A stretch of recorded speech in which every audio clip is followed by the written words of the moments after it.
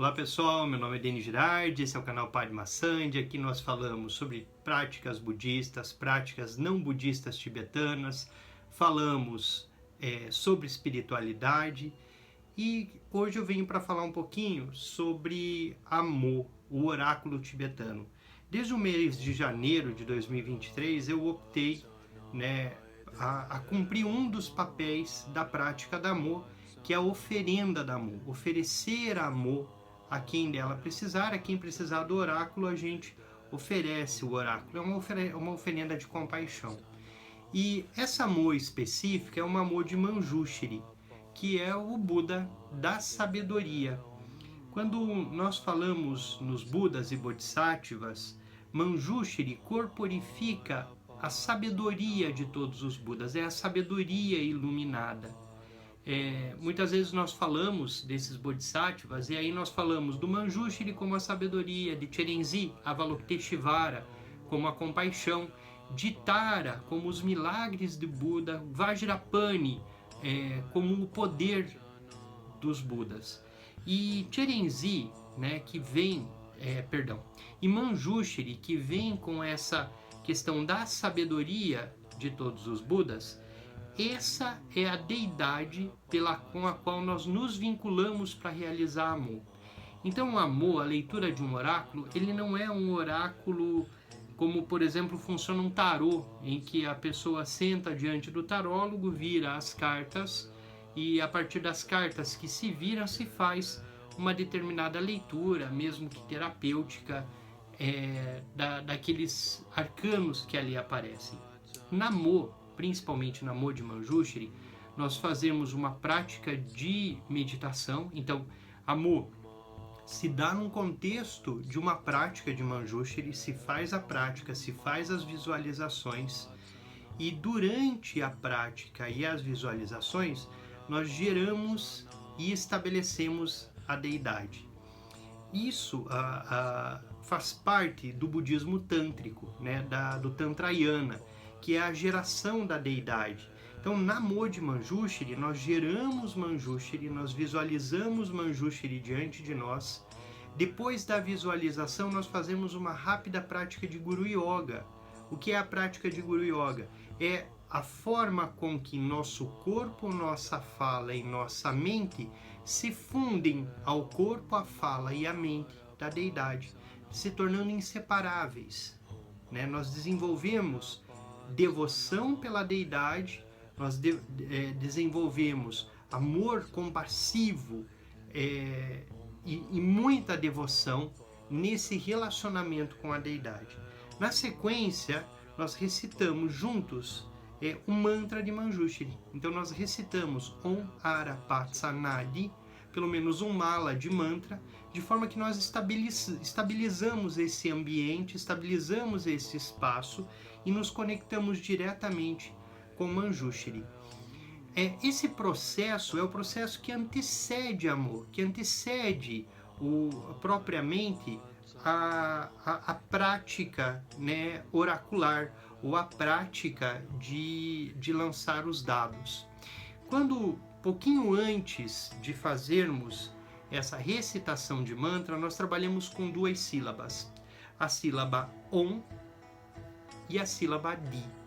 Essas duas sílabas são a primeira e a última sílaba que compõe a primeira recitação do mantra Om, aí depois vem Arapatsanadi, Om e Di.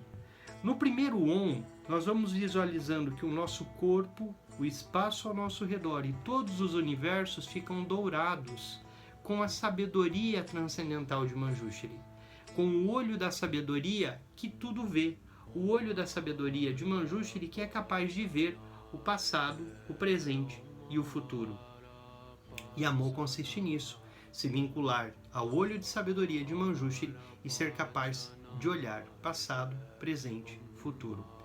Após fazermos essa recitação do Om, nós fazemos a recitação do Di, que é basicamente a forma com que nossa consciência, o nosso conhecimento, a nossa racionalidade humana é capaz de captar a sabedoria transcendental.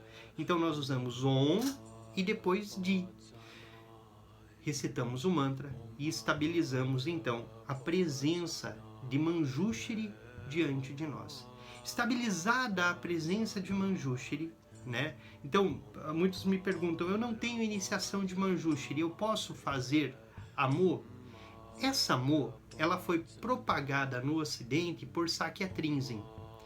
E ele permite que se faça Amo, ele autoriza que se faça Amo, mesmo não tendo a iniciação de Manjushri. Então, se você não tem a iniciação de Manjushri e quer realizar Amo, você pode solicitar, a gente agenda um horário e faz Amo, faz a prática oracular para você, junto com você. E isso é muito importante, porque às vezes as pessoas pedem, tem como fazer uma leitura de Amo e mandar por áudio no WhatsApp, ou me enviar. Não é bem assim que funciona a Amo, né? A Amo, ela se dá numa interdependência entre aquele que oferece e aquele que recebe no contexto da prática de Manjushri. Estabilizamos a deidade, recitamos o mantra, aí nós vamos usar esse pequeno dado. Nesse dado, nós temos as sílabas do mantra de Manjushri, Arapasanadi. Diferente, por exemplo, de um tarô, em que a gente tem ali as cartas, vai seguindo os arcanos maiores e menores, na Amo de Manjushri, nós lançamos o dado e a partir do lançamento do dado, formam-se palavras de 2 sílabas. Então, lançamos o dado 2 vezes e forma-se ali uma palavra. Com base nessa palavra, por exemplo, a, né? Jogamos 2 vezes, saiu a sílaba a. A sílaba a é o vazio. Então nós vamos recorrer, quando nós fazemos a prática, nós vamos recorrer ao lançamento dos dados e à leitura de pequenos cartões que são as possibilidades das sílabas. E para quem pratica no budismo Vajrayana já há mais tempo, sabe que quando nós dissolvemos uma deidade após a visualização, após a prática, nós usamos essas 2 sílabas na dissolução. Então, a Amo vai trabalhando com elementos presentes na prática espiritual tibetana. E a Amo também, assim como num tarô de Marsella, por exemplo, que segue a jornada do herói, né, que é uma leitura possível do tarô de Marsella, na Amo tibetana, a jornada da iluminação. É o caminho da iluminação. Ou seja, todas as sílabas vão se unindo, levando em direção ao estandarte da vitória, que seria a última possibilidade quando surgem nos dados Di e Di, as 2 últimas sílabas do mantra de Manjushri, aqui, a sílaba Di em tibetano. O que é interessante em todo o processo da Amo, que ela vai trabalhar basicamente com símbolos formados a partir das palavras, símbolos corriqueiros do dia a dia do Tibete, da vida deles. Ela vai trabalhar com 5 elementos: terra, fogo, água, ar e espaço. Então esses 5 elementos, eles vão dizendo de tudo aquilo que está presente, de tudo aquilo que tende a florescer, de tudo aquilo que se estabelece como Amo. Ele também vai, e talvez o papel fundamental, ele vai apontar traços kármicos. Então, a Amo, ela não é determinística, e isso é um ponto muito importante. Porque muitas vezes as pessoas procuram a prática oracular acreditando que ela é determinística. Vai acontecer isso ou vai acontecer aquilo. Quando nós falamos de Amo, nós estamos falando de traços kármicos. E traços kármicos podem florescer de uma determinada forma, tendo causas e condições. Então, a depender das causas e condições, os traços kármicos que a Amo apresenta podem florescer de uma determinada forma ou de outra. É como que a prática da Amo, a leitura da Amo, é como que te dar alguns parâmetros. Então você traz a pergunta, a pergunta vai fazer com que nós lancemos os dados, há uma prática de soprar nos dados, e aí quem vem para a prática específica mesmo, durante a prática, a meditação, eu vou explicando item a item, a gente vai fazendo juntos, e aí nós sopramos nos dados, e quando nós sopramos nos dados, né, sopramos nos dados, aí nós, entre aspas, colocamos toda a nossa energia, a energia da pergunta, a energia do mantra no dado. Após soprarmos os dados, nós recitamos o mantra da originação interdependente, né? De modo que nós estabilizamos ali no dado todas as relações que se envolvem a esse traço kármico, a essa pergunta, e depois os lançamos. Um ponto importante em relação ao amor é exatamente que ela tem um caráter também de aconselhamento. Então surge o traço kármico, o papel de quem oferece amor é também trazer conselhos em relação à prática espiritual e em relação à saúde, a questão do dia a dia, as relações. Por quê? Porque toda a amor apresenta isso. Então ela trabalha muito com um depara, com se acontece isso, então sugere-se isso. Se tem essa situação, sugere-se essa. O venerável Yangon Mifam, que é quem escreveu essa amor, ela é uma sadhana, ela é uma prática espiritual. Ele já traz nessa sadhana todas as possíveis sugestões a depender daquilo que surge como resposta. Então a amor ela tem um papel, um caráter também de aconselhamento. Então é muito comum na amor que a gente se depare com situações bastante adversas. Eu venho fazer uma pergunta e a resposta ela é adversa. Ela fala, olha, para isso não há traço kármico, o traço kármico não é favorável, porém é importante que se faça uma determinada prática, uma determinada meditação, tenha uma determinada ação, coma um determinado alimento, tenha uma determinada forma de agir. Então a amor ela começa a dar direcionamentos.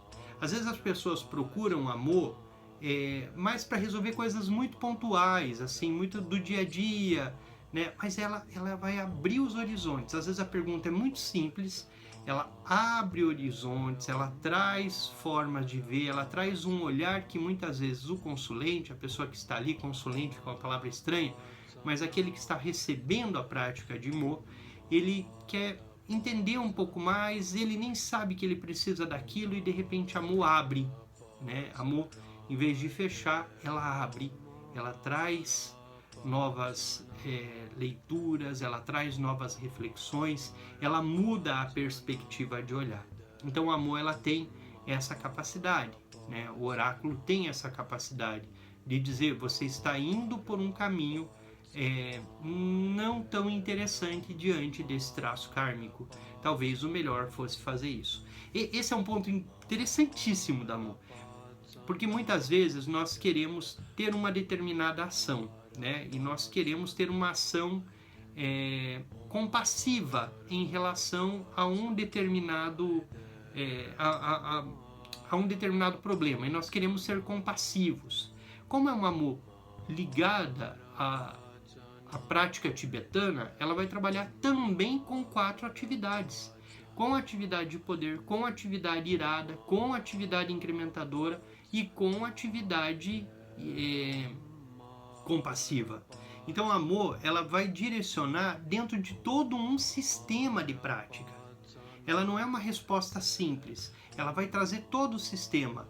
Nessa situação, uma prática mais irada, então ter uma forma mais incisiva em relação à questão, ou ter um modo de ser mais compassivo em relação a outra, ela vai trazendo esses direcionamentos e esses apontamentos. Então a amor ela tem essa função, ela expande o olhar e ela tem um caráter propositivo, ela tem um caráter de sugerir, de trazer novas informações, de trazer formas de reflexão, de trazer pontos ainda não vistos, né? Então a Mo, ela não é determinística em hipótese nenhuma, mas ela vai trazendo as questões para serem olhadas.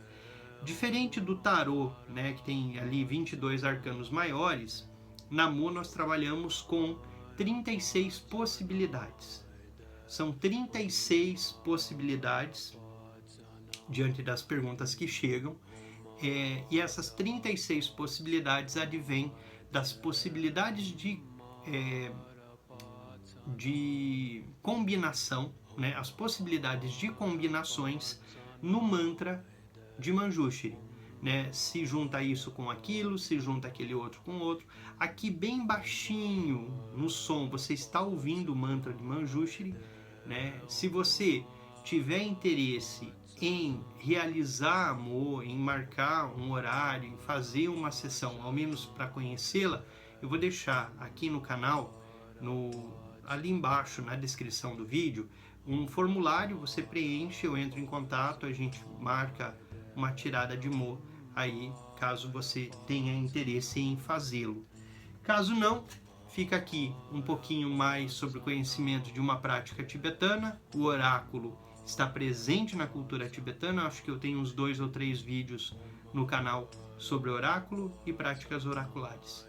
Pessoal, até o próximo vídeo, valeu, um abraço!